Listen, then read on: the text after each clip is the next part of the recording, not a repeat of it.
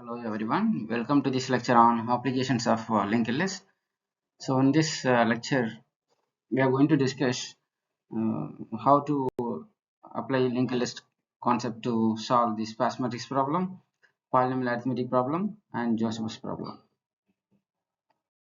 Let's first get started with the sparse matrix problem. Sparse matrices are usually used to represent the data where you have many number of zero elements. So suppose we have a large matrix and many zeros are there in that large matrix, and you want to link only those elements which are present in the matrix. So in this case, if you apply 2D array to represent the sparse matrix, it will be space inefficient and time inefficient because the matrix size is very large. So you have to link only those elements which are present in the linked list, excluding the zero elements. So if you apply linked list to store these non-zero elements of this sparse matrix, it will be more space efficient and time efficient. For example, in this matrix, if you see, we have element at we have rows and columns in this matrix. No, so first element is at 0 comma second position, and the second element is at 1 comma 1 position. The third element is at 3 comma 0 position. So we have to link only these elements, excluding those zeros. So for this, we will apply the linked list concept. So this is a three matrix, and we'll store this matrix in a linked list where each node will represent a non-zero element, and each node is described by uh, uh, node value and the pointer to the next node. So we are going to include the row index, column index, and then the actual value of the matrix at a particular position. So this is a node structure. The node structure contains row index, column index of the element, and then value of the element, value actually to be stored in the linked list. Then we have a pointer to the next node. So if you see the further on the matrix, the first value is at 0 comma 2, the value is 3, and it points to the next node that represents the element at 1 comma 1. So the actual element stored is 4. Similarly for the third, so we have row index 2 and column index 0, and the element stored is 5. So the last node points to null. And always we have the head pointer pointing to the starting node. So this representation is created using a row wise order, and similarly you can also create other way based on the requirement. So we'll now discuss the sample C program for this implementation of linked list. So first we have to include these header fields, stdio.h and stdio.lib.h. stdio supports input output operations, stdio.lib to support all the memory management functions that we use in this program. And we have to create a node structure first using struct node, and declare these variables which are of integer types. So row index, column index, and value. So all these variables we have to declare. Then we have to declare one pointer type variable, next pointer, to link the first node to the next node, and similarly from the next node to another node you want to link. So we have to have a next pointer. It is of struct node type, and then we create a structure variable for this. Next, let us write a function to create a node. So it is a create function. It is of node start type. So the return type is node start type. It is going to return a new node after creating it. So we pass row index and column index and the actual value to be stored in the new node. So first you have to allocate the memory using memory allocation function. malloc function will do the job, and this create a void pointer type. It is typecast to the node start type, and we are creating a new node allocating the memory required for the element. For each element it allocates the memory. So suppose the first node is created, means then this row index will be assigned to that particular node. Similarly, column value will be assigned to this new node arrow column variable. Then new node arrow value variable will store the actual value. We are assigning the actual value to this particular new node, and the next pointer is pointing to null because we have only one node. We have created only one node, so the next pointer points to null. So this procedure will be executed whenever it tries to create a new node. Next, we have to print the sparse matrix representation. So we need to access all the elements present in the linked list. So we need a head pointer. So we have to pass that as an argument, and rows and columns also we have to pass. So initially we set the head reference to the temporary variable temp pointer. So this temporary variable is to be used for checking whether the linked list is not null. If it is not null, we are going to refer to the row and column index of the matrix, and then we will print the value, and then we will move ahead to access the next element.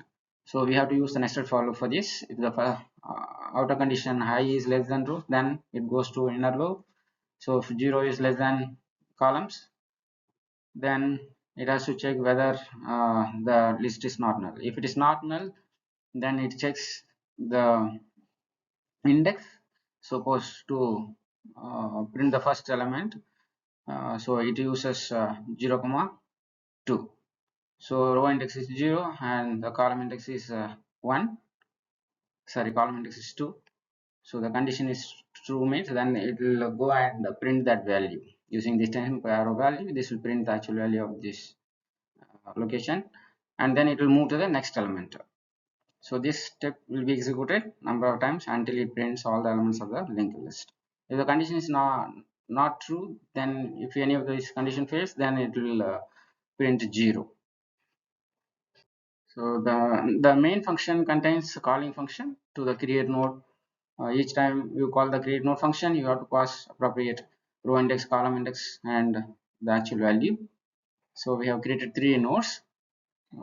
So we have passed appropriate row index, column index, and actual value to be stored in nodes.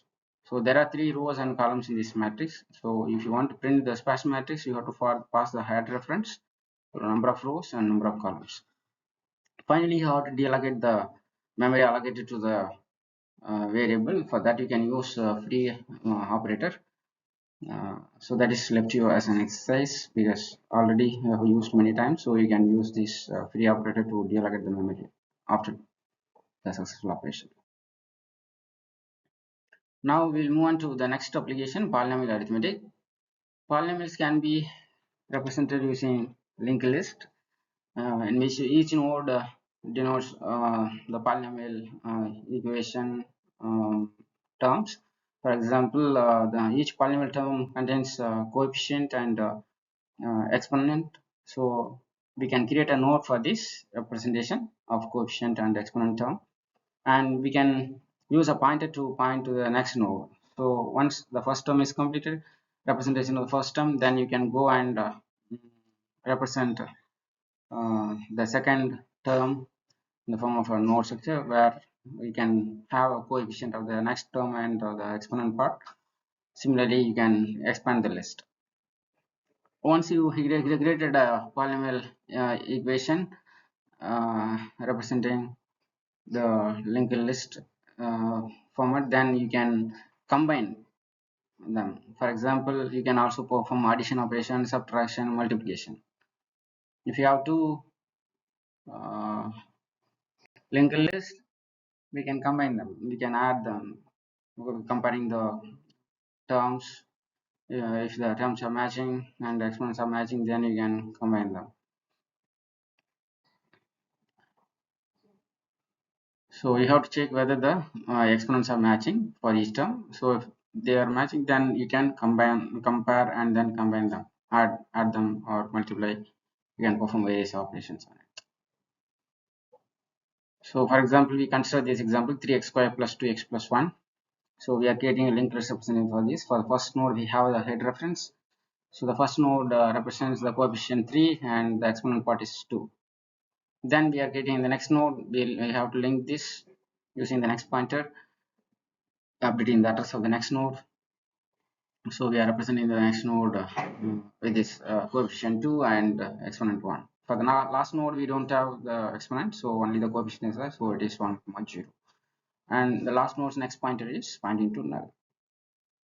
So this process is easier if you are having complex equations. We can apply this method to compare the exponents and perform various operations. So if you apply array based implementation for this, it will be a little bit difficult. So this makes the process more manageable.